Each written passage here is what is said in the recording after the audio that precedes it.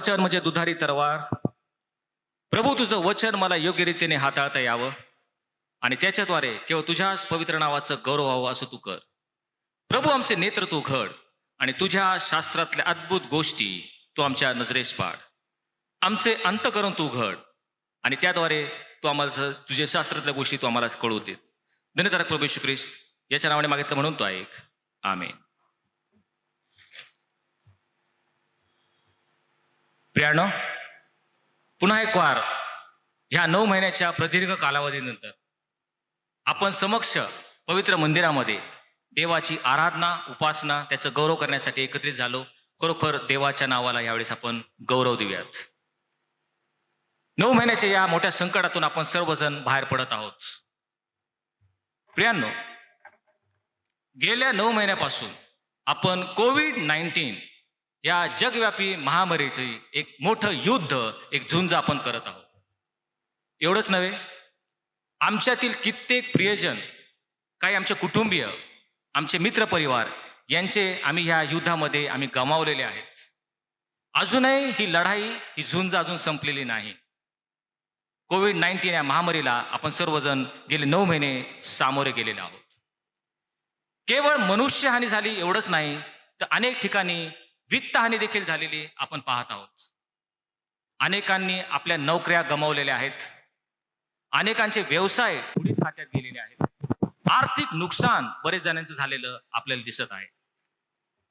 एवढंच नव्हे, आमचे जे लेकरं आहेत, आमचे तरुण मुलं आहेत, त्यांना आपल्या शिक्षणापासून जवळजवळ वर्षभर वंचित राहावं लागलेलं आहे. शाळा आणि कॉलेजेस सर्वत्र बंद आहेत. अनेक कुटुंबामध्ये मानसिक ताणतणाव आणि त्याद्वारे होणाऱ्या समस्या ह्या निर्माण झाल्या आहेत.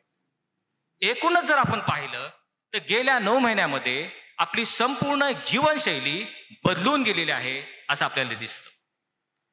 ह्या संपूर्ण कोविड-19 ह्या महामारीपुढे मनुष्य हतबल झालेला आहे, दुर्बल झालेला आहे, तो लाचार झालेला आहे, असा आपण प्रत्येकाने त्याचा अनुभव घेतलेला आहे.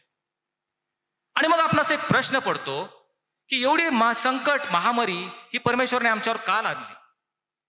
आमचा परमेश्वर, जो प्रभूंचा प्रभू, देवांचा देव, राजांचा राजा आहे, त्याने आमच्यावर हे संकट का येऊ दिलं? हा आमचा परमेश्वर, जो आमचा सांभाळ करता आणि आमचं संरक्षण करता आहे, हा परमेश्वर, जो आमचा पालन पोषण करता आहे, आमचा त्राता आहे, हा परमेश्वर याने आम्हाला या संकटातून, या जगव्यापी महामारीतून जाण्याचा अनुभव का येऊ दिला? असा प्रश्न आपण प्रत्येकाला यावेळेस पडणं स्वाभाविक आहे, साहजिक आहे. आणि याचं उत्तर आपण पवित्र शास्त्रामध्ये पाहू गेलो तर जुन्या करारामध्ये जे देवाचे निवडलेले लोक, यहुदी लोक, यांच्यावर ज्यावेळेस संकट आलं, आपत्ती आली, पेच प्रसंग आले, ते परमेश्वराने का आणले हे पाहण्याचा आपण प्रयत्न करू. म्हणजे आम्हाला ह्या कोविड-19 मधून परमेश्वराने का घेऊन गेला हे समजणं आपल्याला थोडंसं सोपं जाईल. आणि त्यासाठी आपण लेवियाचा ग्रंथ याचा 26वा अध्याय आणि 14व्या वचनाकडे जात आहोत. तो काळ असा आहे की त्यावेळेस इस्रायलाचे लोक, परमेश्वराचे निवडलेले लोक, हे सर्व मार्गभ्रष्ट झालेले आहेत. देवाची आज्ञा त्यांनी अवमानली. जिवंत देवाला सोडून मूर्तीपूजा ते करू लागले. देवाच्या वचनाच्या बाहेर जाऊन मार्गभ्रष्ट ते झाले आणि सर्वांनी देवाचा अवहेर केला. त्यावेळची परिस्थिती पाहून परमेश्वर इस्रायल लोकांना एक आव्हान किंवा एक धोक्याचा इशारा देत आहे. लेवियाचा 26वा अध्याय आणि 14वं वचन. परमेश्वर इस्रायल लोकांना म्हणतो, तुम्ही जर माझं ऐकलं नाही आणि माझ्या आज्ञा तुम्ही पाळल्या नाहीत, माझ्या विधींचा अवहेर जर तुम्ही केला, तुमच्या जीवाने माझे निर्बंध जर द्वेष मानले आणि जर तुम्ही माझ्या आज्ञा पाळल्या नाहीत, माझ्या सर्व आज्ञा मोडून जर तुम्ही माझा करार मोडला, तर मी तुमचे काय करीन ते लक्षपूर्वक ऐका.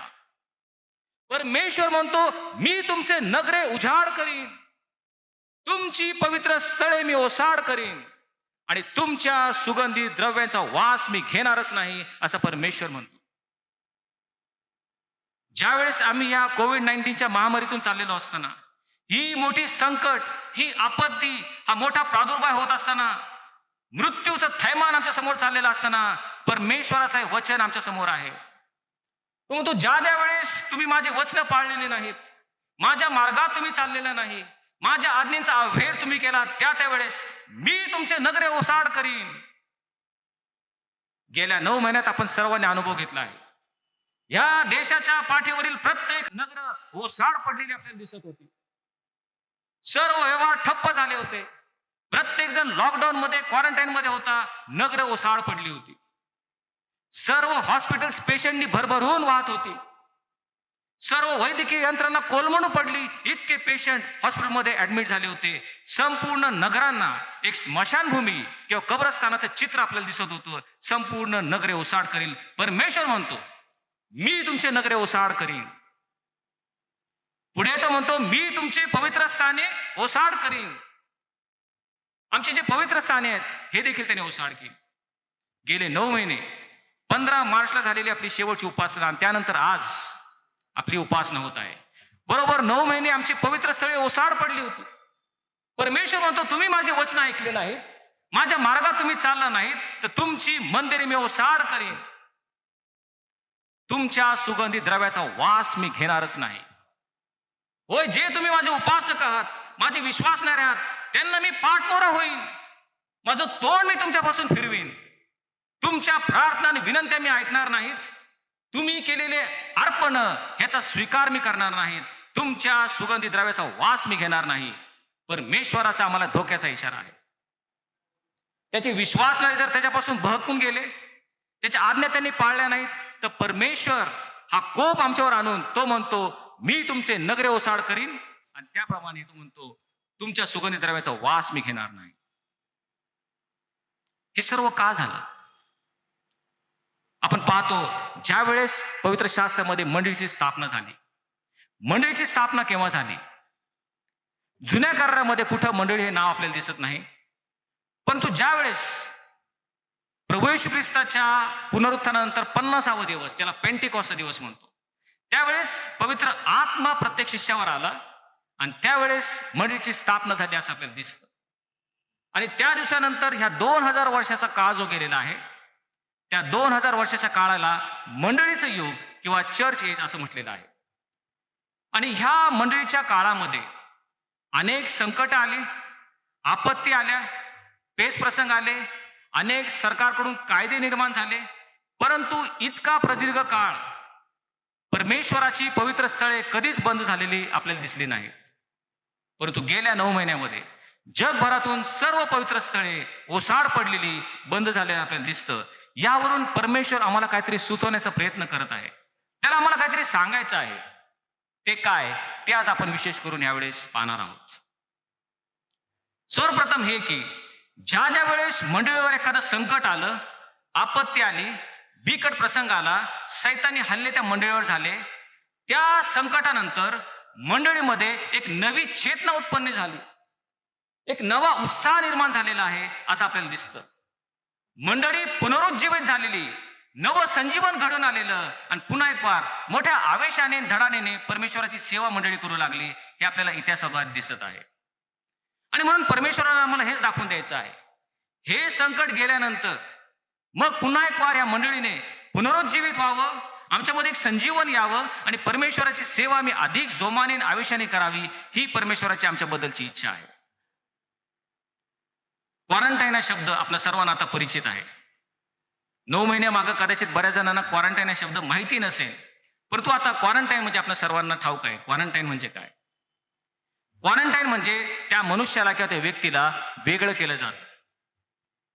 कोविड-19चा प्रादुर्भाव जर एखाद्या मनुष्याला झाला, इतरांना तो होऊ नये म्हणून त्याला वेगळं ठेवलं जातं 17 दिवस, 21 दिवस, आणि त्याला आपण क्वारंटाईन म्हणतो. किंवा एखादा मनुष्य परगावातून, परदेशातून जर आलेला असेल, तर त्यांनी समजा कोविड-19 त्याला प्रादुर्भाव झाला असेल, दुसऱ्यांना होऊ नये म्हणून 14 किंवा 21 दिवस त्याला वेगळं ठेवण्यात येतं, त्याला आपण क्वारंटाईन म्हणतो. क्वारंटाईन म्हणजे वेगळं होणं. अशा 2 क्वारंटाईनचा विचार आज आपण पवित्र शास्त्रातून करणार आहोत. एक जुन्या करारातील क्वारंटाईन आणि एक नवीन करारातील क्वारंटाईन. आणि मग आपल्या लक्षात येईल की हे क्वारंटाईन संपल्यानंतर ज्यावेळेस पुन्हा एक वार जीवनाला, आयुष्याला सुरुवात झाली, मोठ्या आवेशाने, जोमाने ते विश्वासणारे देवाची सेवा करू लागले असं आपल्याला दिसून येईल. चला तर जाऊयात जुन्या करारातील पहिलं क्वारंटाईन पाहूयात, आणि ते म्हणजे नोहाच्या दिवसातलं क्वारंटाईन. नोहाच्या दिवसामध्ये ह्या पृथ्वी भ्रष्ट झालेली आहे, मानवाची दुष्टाई खूप आहे असं परमेश्वराने पाहिलं. ज्यावेळेस परमेश्वराने या पृथ्वीचं अवलोकन केलं, मनुष्याच्या मनातील प्रत्येक विचार वाईटच आहेत असं परमेश्वराने पाहिलं, आणि मनुष्य निर्माण करण्याचा अनुताप त्याला झाला, त्याच्या चित्ताला खेद झाला असं म्हटलेलं आहे. ह्या भूतलावर इतकी अनिती आणि दुष्टाई होती की मनुष्य का निर्माण केला असं परमेश्वराला वाटू लागलं. त्यावेळेस संपूर्ण मानवजातीचा नाश करायचं परमेश्वराने ठरवलं. एक मोठा जलप्रलय आणून कोरड्या भूमीवर असलेल्या प्रत्येकाचा नाश करावा असं परमेश्वराने ठरवलं. परंतु त्यावेळेस नोहा हा नीतिमान व सात्विक मनुष्य परमेश्वराला दिसला, आणि म्हणून परमेश्वराने नोहाला एक आज्ञा केली, तू आपल्यासाठी एक तारू बांध, आणि हे 3 मजली भव्य तारू की ज्याच्यामध्ये नोहा त्याचं कुटुंब यांचं क्वारंटाईन करायचं परमेश्वराने ठरवलं. उत्पत्ती याचा 7वा अध्याय आणि पहिलंच वचन. परमेश्वर त्याला म्हटला, तू आपणासाठी एक तारू बांध. आणि मग नोहा हे तारू बांधू लागला. हे तारू बांधण्यासाठी त्याला तब्बल 120 वर्ष गेले, आणि 120 वर्ष लोक या नोहाला तारू बांधताना पाहून त्याचा उपहास करत होते, त्याची थट्टा करत होते. कारण तोपर्यंत कधी पाऊस या भूतलावर पडला नव्हता. पाऊस काय हे मानवजातीला ठाऊक नव्हतं. 120 वर्ष त्याची थट्टा लोक करत होते. मग परमेश्वर नोहाला म्हटला, तू आपल्या कुटुंबासह तारवात चाल. त्यावेळेस नोहा 600 वर्षाचा असून त्या वर्षातील दुसऱ्या महिन्याचा 17वा दिवस होता. स्वतः परमेश्वराने नोहाला आज्ञा केली, तू आपल्या कुटुंबासह तारवात जा.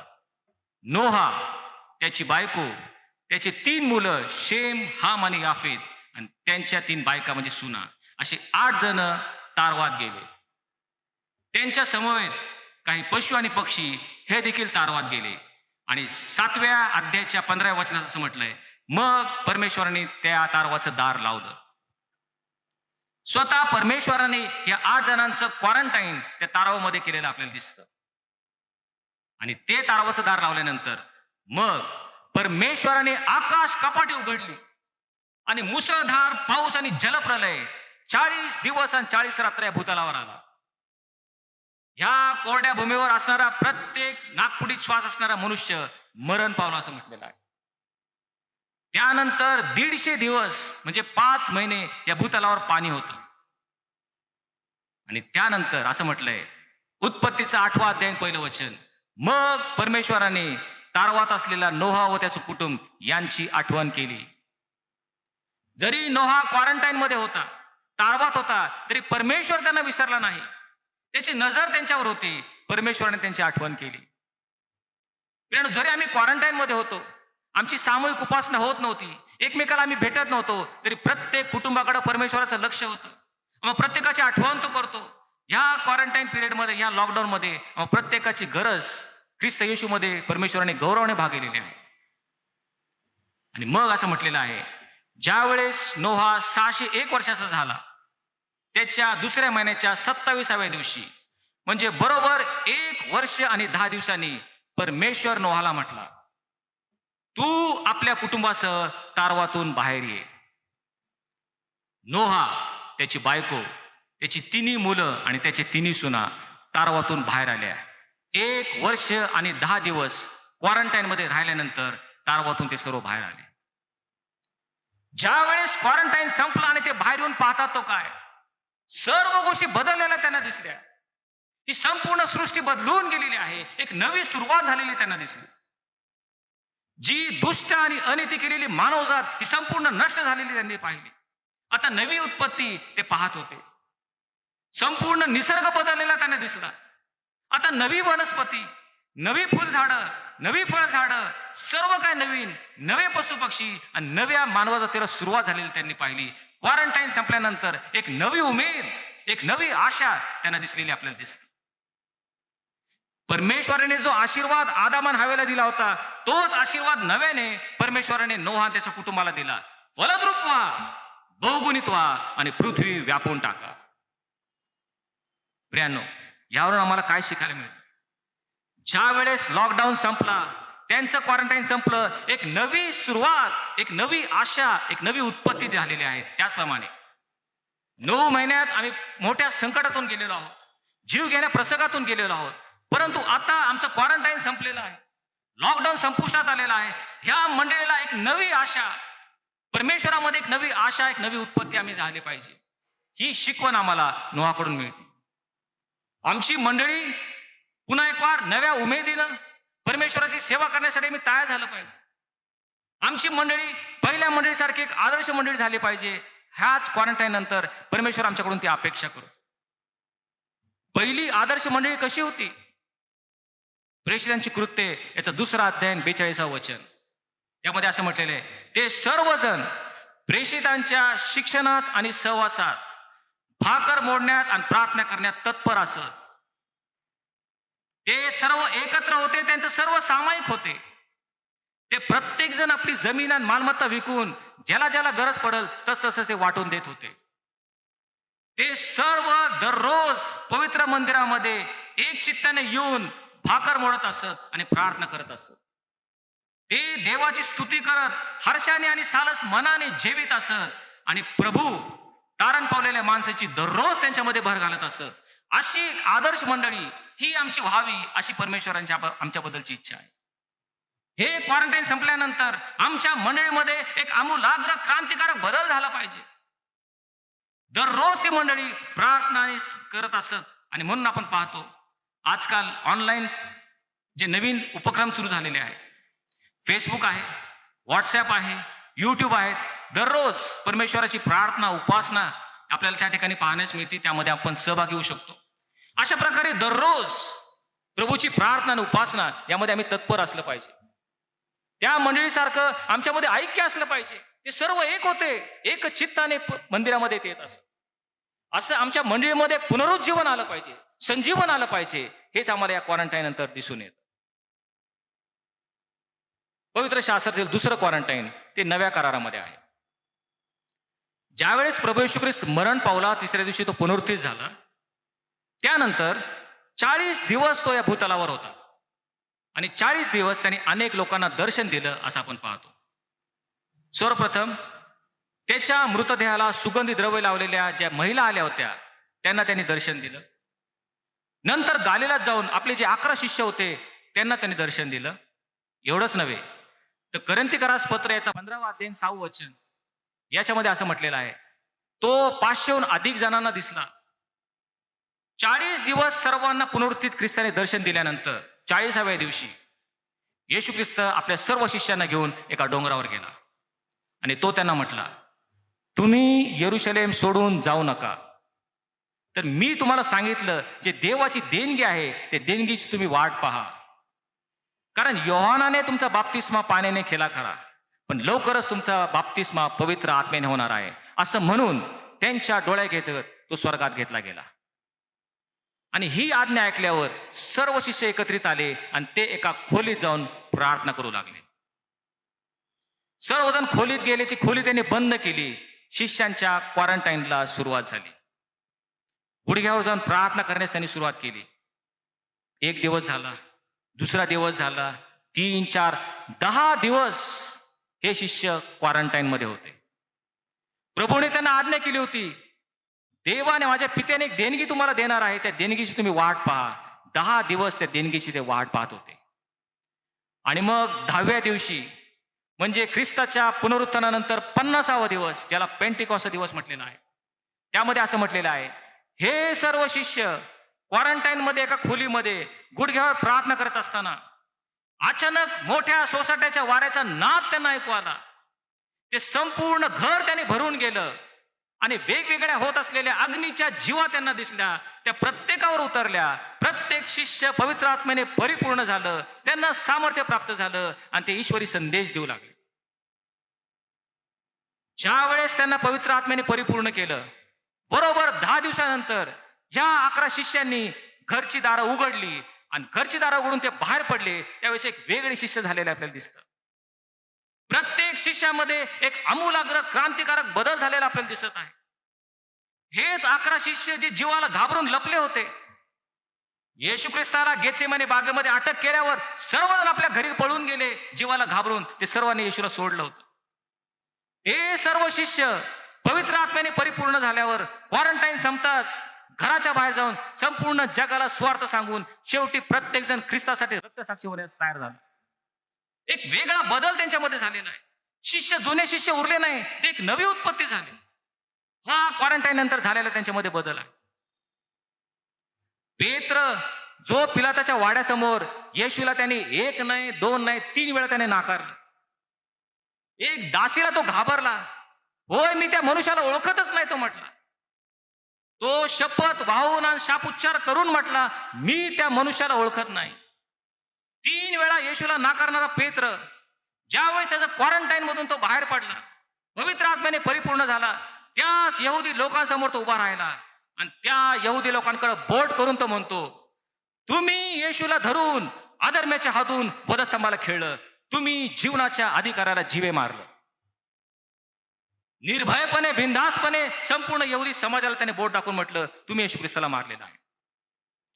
ह्या पेत्राने असं भयंकर भाषण केलं की त्यावेळेस यहुदी लोकांना चुटपुट लागले असं म्हटलेलं आहे. आणि ते पेत्राला म्हटले, आता आम्ही काय करावं?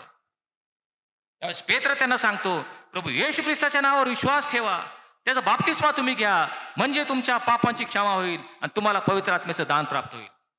त्या भाषणानंतर 3000 लोकांनी येशूवर विश्वास ठेवला आणि त्यांनी बाप्तिस्मा घेतला. क्वारंटाईन नंतर शिष्यांमध्ये झालेला आमूलाग्र बदल तुम्ही पहा. पेत्र जो घाबरणारा होता, भिणारा होता, तो निर्भयपणे ख्रिस्ताची साक्षाने स्वार्थ सांगत नंतर तो ख्रिस्तासाठी रक्त साक्षी झाला. हीच आशा आणि अपेक्षा परमेश्वर तुमच्या आणि माझ्याकडून करत आहे.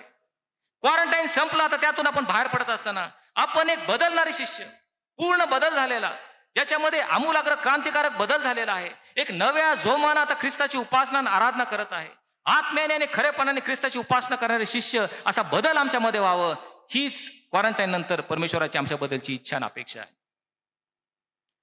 होय, आम्ही संपूर्ण जीवनाचं समर्पण करून देवाला संतुष्ट करणारं जीवन जगावं, असं क्वारंटाईन नंतर आम्ही करावं, ही परमेश्वराची इच्छा आहे. आणि म्हणून या लॉकडाऊन पिरियडमधून परमेश्वराने आम्हाला जाऊ दिलं. हा जो संकट काळ होता, त्यानंतर एका नव्या उमेदीनं मंडळीतील प्रत्येक कुटुंबातील प्रत्येक स्त्री पुरुष, प्रत्येक लेकरू यांनी पेटून ख्रिस्तासाठी नवं कार्य करावं, ही त्याची आमच्याबद्दलची अपेक्षा आहे. लॉकडाऊन असण्याचं दुसरं कारण आपण पाहूयात. का हा लॉकडाऊन झाला? परमेश्वराने या संकटातून आम्हाला का नेलं? कारण आतापर्यंत आपण काय करत होतो, ही जी चर्चची उपासना आहे, दर रविवारची आमची उपासना, याला आम्ही खूप गृहीत धरलं होतं. ती आमच्यासाठी फार गृहीत अशी झाली होती, सहजगती आम्ही त्याला घेत होतो. ह्या उपासनेचं गांभीर्य आम्हाला समजावं, पवित्र मंदिरामध्ये येणं म्हणजे काय, त्या पवित्र परमेश्वरासमोर त्याची आराधना उपासना करणं किती महत्वाचं, किती गांभीर्याचं आहे, याचं महत्व आम्हाला कळावं, म्हणून 9 महिने लॉकडाऊन परमेश्वराने होऊ दिला. त्याची पवित्र स्थळ त्याने ओसाड केली, यासाठी त्या उपासनेचं गांभीर्य आम्हाला कळावं. 9 महिन्यापूर्वी दर रविवारी उपासना होत होती. दर रविवारी आमच्याकडे प्रबोधन होतं. दर रविवारी पाळकसाहेब आपल्यासाठी प्रार्थना करतात, आशीर्वाद मागतात, आणि आम्ही हे गृहीत धरलं होतं. त्याबद्दल आम्ही फार गाफील होतो, निष्काळजी होतो. सर्व काय आमच्या मूडवर अवलंबून असायचं. आमच्या मंडळीच्या सभासदांमध्ये मूड आला, लहर आली तर उपासनेला जाऊ, नाही तर पुढचा रविवार आहेच, अशा प्रकारचं ही उपासना आम्ही गृहीत धरली होती. मनात आलं तर जायचं, समजा इथं आलो, मनात आलं तर चर्चमध्ये व्हायचं, नाही तर मग बाहेर ग्राउंडवर उभा राहून मग गावभरच्या गप्पा पण करू शकतो. अशा प्रकारे दर रविवार चालला होता. पवित्र शास्त्र वाचलं तर वाचलं, प्रार्थना केली तर केली, त्याचं गांभीर्य हे आम्हाला लक्षात आलं नव्हतं. संदेश एका कानाने ऐकून दुसऱ्या कानाने सोडून द्यायचं. प्रबोधनाला येताना कुठली तयारी न करता, कुठलाही पश्चाताप न करता तसंच प्रबोधन घ्यायचं. हे सर्व आमचं दुर्लक्षित आम्ही होतो. त्याबद्दल आम्ही निष्काळजी होतो, गाफील होतो. परंतु ह्या 9 महिन्यामध्ये ज्यावेळेस आमची उपासना बंद झाली, प्रबोधन बंद झालं, त्यावेळेस त्याचं महत्व, त्याचं गांभीर्य आम्हाला लक्षात आलं, आणि त्यासाठी परमेश्वराने आम्हाला या संकटातून जाऊ दिलं. प्रियानो, ख्रिस्ती जीवन हे गांभीर्याने घेण्याचं जीवन आहे. You can live only once in this world and you cannot afford to make any mistakes. आयुष्य एकदाच मिळतं, त्यामध्ये चुका करून चालत नाही. ख्रिस्ती उपासनेमध्ये आम्हाला गाफील राहून चालत नाही, निष्काळजी होऊन चालत नाही. मूडवर काय सगळं आमचं अवलंबून नसतं. अनेक वेळा आम्ही ख्रिस्ती लेकरं आहेत, त्यातल्या त्यात तरुण लेकरं, सगळं मूडवर असतं त्यांच्या. मूड आला तर जायचं, मूड आला तर नाही जायचं. त्या गेत्सेमाने बागेमध्ये आपण जाऊयात. येशूच्या जीवनातील काळरात्री ती आठवूयात. त्याच्यावर एक आणीबाणीचा प्रसंग आलेला आहे. उद्या वलांडण सण आहे आणि वलांडण सणाच्या दिवशी जगाचं पाप हरण करणारा देवाचा कोकरा वधस्तंभावर जाणार आहेत. त्या रात्री येशू गुडघ्यावर जाऊन आपल्या पित्याची कळवळून प्रार्थना करत आहे. होय, तो अश्रू ढाळत आहे आणि रक्ताचा घाम पडावा तसा घाम त्यातून निघत आहे, कारण तो व्याकुळ झालेला आहे. आणि व्याकुळून तो प्रार्थना करतो, हे पित्या, शक्य झालं तर आपल्याला तू मजपासून दूर कर. त्या येशू ख्रिस्ताकडे पहा, त्याच्या अंतकरणात डोकून पहा. त्याच्यामध्ये एक आणीबाणीचा प्रसंग आलेला आहे. पुढे जायचं तर भयंकर क्लेशदायी मरण त्याला दिसत आहे. यातना आणि वेदना त्याला उद्या होणार आहेत. मागं यायचं तर जगाचं तारण कसं होणार. या आणीबाणीच्या प्रसंगामध्ये असताना एका निर्णयावर तुमचं, माझं, आमचं प्रत्येकाचं तारण अवलंबून होतं. त्यावेळेस त्या क्षणी जर येशू म्हटला असता, मला मूड नाही, तर काय झालं असतं. प्रियानो, आम्ही ख्रिस्ती लोक, आमच्या मूडवर अवलंबून असतं. मनात आलं तर प्रार्थना करायची, मनात आलं तर शास्त्र वाचायचं, मनात आलं तर उपासनेला जायचं. असं करून चालणार नाही प्रियानो. प्रार्थनेचं, उपासनेचं गांभीर्य आम्ही समजलं पाहिजे. ज्यावेळेस आम्ही उपासनेला येतो, एकमेकावर प्रीती करणं, एकमेकामध्ये ऐक्य असणं, एकमेकाचा आदर करणं किती महत्वाचं आहे, हे या लॉकडाऊन नंतर आम्हाला तर समजलेलं आहे. म्हणून कधी कधी परमेश्वर आमच्यावर हे संकट आणतो, आम्हाला जाणीव व्हावी म्हणून असे लॉकडाऊन तो घडून आणतो, की त्याचं गांभीर्य आम्ही ओळखलं पाहिजे. योब त्याच्या 37व्या अध्यायात 7व्या वचनात योब म्हणतो, देवाने उत्पन्न केलेल्या सर्व माणसांनी त्याला ओळखावं म्हणून परमेश्वर प्रत्येक मनुष्याच्या हातचा व्यवसाय बंद करतो. काय भयंकर वचन आहे. माणसांनी त्या देवाला ओळखावं म्हणून परमेश्वर प्रत्येक मनुष्याच्या हातचा व्यवसाय बंद करतो. आम्ही जी त्याची निर्मिती आहोत, त्या निर्मितीने त्या निर्मात्याला ओळखावं, त्याचं वचन त्यांनी वाचावं, त्याच्या समीप त्यांनी जावं, त्याच्या वचनाचं गांभीर्य त्यांना कळावं, देवाची ओळख त्यांना व्हावी म्हणून परमेश्वराला तुमच्या माझ्या हातचा व्यवसाय बंद करावा लागतो. ही आमची दुर्दैवी गोष्ट आहे. ही ख्रिस्ती समाजाची शोकांतिका आहे. आम्ही त्याच्याकडे पुन्हा एकदा गांभीर्याने पाहावं, तन मन धन त्यांची सेवा करावी, आमचं सर्वतोपरी त्याला समर्पण करावं. यासाठी परमेश्वराला आमचे व्यवसाय बंद करावे लागतात, आमची पवित्र मंदिरे ओसाड पाडावी लागतात, आमच्यावर एखादं संकट आणावं लागतं की जेणेकरून आम्ही परमेश्वराला ओळखू. ही आमची दुर्दैवी गोष्ट आहे आणि म्हणून परमेश्वर आमच्यावर लॉकडाऊन आणतो. शेवटी लॉकडाऊन आणण्याचं तिसरं आणि महत्वाचं कारण, आणि ते म्हणजे भावी काळामध्ये, पुढे येणाऱ्या समयामध्ये जे महान संकट आमच्यावर येणार आहे त्याची एक जाणीव आम्हाला व्हावी म्हणून एक छोटीशी झलक आहे, झुलूक आहे. प्रेरणा, तुम्हाला ठाऊक आहे, भयानक वेगाने नाशाकडे जाणाऱ्या 21व्या शतकामध्ये, शेवटच्या काळामध्ये आम्ही जगत आहोत. ख्रिस्ताचं येणं समीप झालेलं आहे आणि पुढे शेवटल्या काळामध्ये भयंकर संकट, आपत्ती आमच्या प्रत्येक कुटुंबावर आणि मंडळावर येऊन पडणार आहेत. त्याची आम्हाला एक जाणीव व्हावी, आम्हाला एक झलक मिळावी म्हणून हा लॉकडाऊनचा काळ परमेश्वराने आमच्या आयुष्यामध्ये दाखवला. आमोस याचा 8वा अध्याय आणि 11 वचन, परमेश्वर त्या ठिकाणी म्हणतो, पहा, मी प्रत्येक देशावर आता दुष्काळ आणीन आणि हा दुष्काळ अन्नाचा किंवा पाण्याचा नसून वचन मिळण्याबाबतचा आहे. परमेश्वराच्या वचनाबाबतचा दुष्काळ मी आणणार आहे. ते परमेश्वराचं वचन प्राप्त करण्यासाठी इकडून तिकडे पळतील, पण परमेश्वराचं वचन त्यांना प्राप्त होणार नाही. लवकरच, आता तरी फक्त लॉकडाऊन झाला, काही काळापुरता मर्यादित आपल्याला ह्या उपासनेपासून वंचित व्हावं लागलं. परमेश्वर म्हणतो, लवकरच ह्या देशावर मी एक दुष्काळ आणणार आहे आणि तो दुष्काळ म्हणजे परमेश्वराचं वचन प्राप्त करण्याचा दुष्काळ असणार आहे. पुढे असे भयानक दिवस येत आहेत की त्यावेळेस ख्रिस्ती विश्वासणाऱ्या नात्यानं आपला आतोनात छळ होणार आहे. लवकरच असे दिवस येणार आहेत. देवाचं जे वचन आहे, जे आता आम्हाला प्राप्त आहे, घरोघरामध्ये बायबल आहेत, ते बायबल तुम्हाला मिळणार नाहीत, ते बायबल तुमच्याकडून काढून घेण्यात येतील. असं लवकरच दिवस येणार आहेत. ही जी सामूहिक उपासना आपण सहजरित्या आता घेऊ शकतो, तशी उपासना तुम्हाला घेऊ शकणार नाही, कायद्याने त्याच्यावर बंदी येईल. असे दिवस लवकरच येत आहेत. प्रियांनो, जे सुवार्थ सभा होतात, संजीवनाचा स्वभाव होता, त्यावर कदाचित बंदी येणार आहे. आम्हाला धर्म प्रसार करता येणार नाही, धर्म प्रचार आम्हाला करता येणार नाही. या सर्वावर लवकरच बंदी येईल. त्यावेळेस तुम्ही काय करणार याची तुम्हाला जाणीव व्हावी, यासाठी हा लॉकडाऊन आलेला आहे.